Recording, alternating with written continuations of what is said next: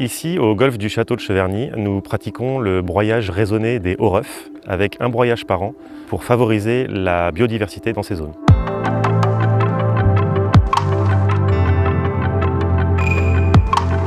Ces hautreufs, en fait, c'est des zones qui ne sont pas réellement des zones de jeu et donc du coup, ces zones, on les laisse volontairement pousser.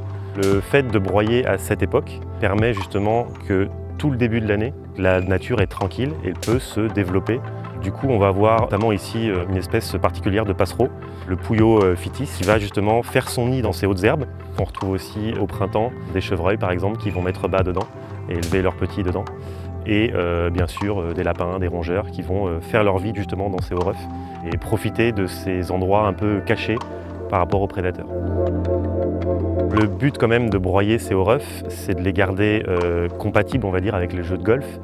Et ils évitent de se salir avec des ronces ou des petits arbrisseaux type épines noires ou autres qui pourraient s'y développer.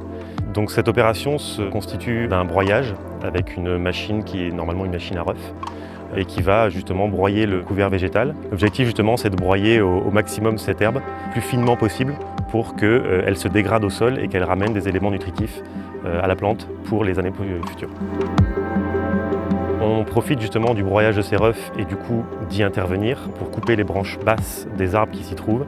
L'avantage de le faire à cette époque-là, c'est qu'on évite de le faire en été quand il fait trop chaud et on pourrait le faire peiner avec la sécheresse, ou au contraire de le faire en hiver où il fait trop froid, où là il ne va pas cicatriser.